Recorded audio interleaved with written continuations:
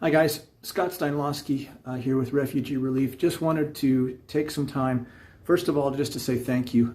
Julie and I, my wife, we started Refugee Relief 3 years ago because we had gone to visit Uganda and had met with refugees, interviewed many refugees as part of this film that I was doing.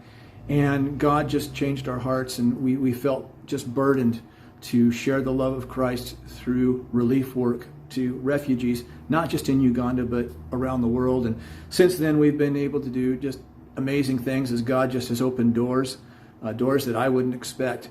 And you have actually have given and have funded and have been so generous with your finances. And I just wanted to, say thank you for that.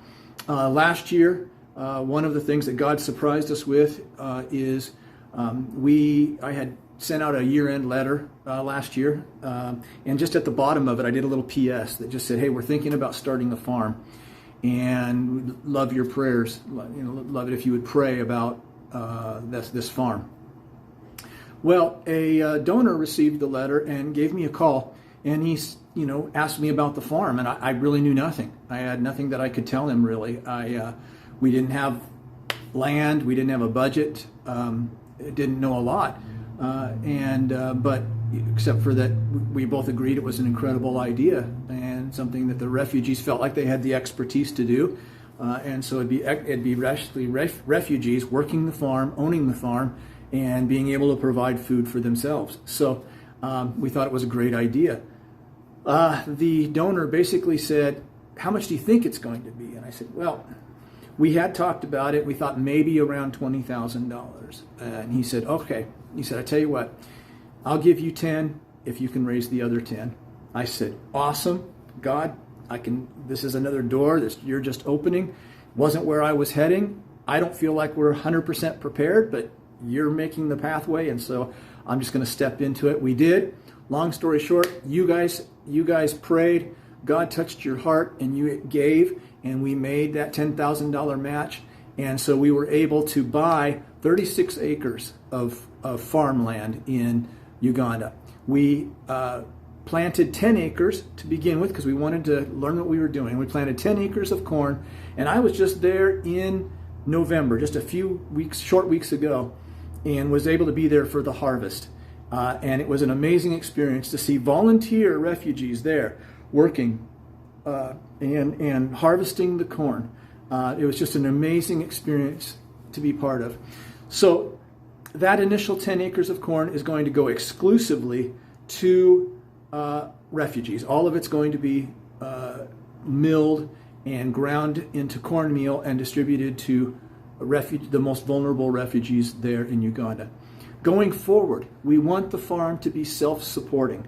We want to be able to sell some of our harvest, some of our crop, so that the farm can then buy the seeds it needs and the labor it needs, whatever it needs, to be able to be self-supporting in future years. That's not going to happen for a little while, probably another year. So this next stage, here's what we're looking at. We want to plant another 13 acres, and in that 13 acres will be beans, rice, and what is called greens, basically leafy green vegetables. That's important. Those vegetables are important because many refugees don't receive any greens in their diet at all. Basically, they get corn, and cornmeal is the bulk of what they get. And so the greens are going to be very important. But in order to grow greens and to help with some of the other crops, we need a well. We're not going to be able to grow these things without a well.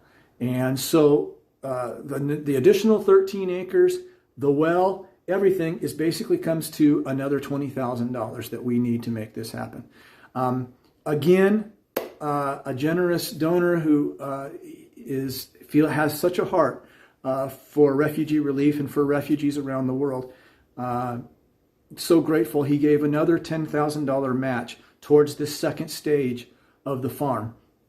So we have to raise this 10,000, and we really need it by the end of the year. And I know that's soon. It's like 2 weeks away.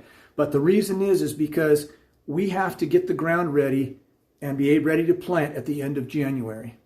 Because the rainy season starts in March, and we have to have the ground ready and the seeds in the ground by when the rainy season starts in order to have another crop. There's 2 growing seasons in Uganda, and this is the first one, and we want to be a part of that growing season. So that's why it's so imperative and so important that we make this by the end of the year. It's very, very urgent.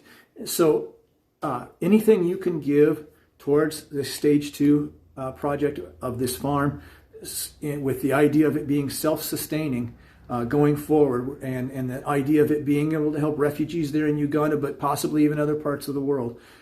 If you could please just give whatever you can, and every bit. It doesn't matter if it's $10, $30, whatever it might be.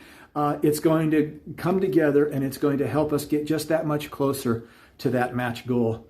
So thank you so much again for all of what you've done, for your prayers, your continued prayers for refugee relief, your continued prayers for refugee situations around the world. And again, thank you so much. God bless.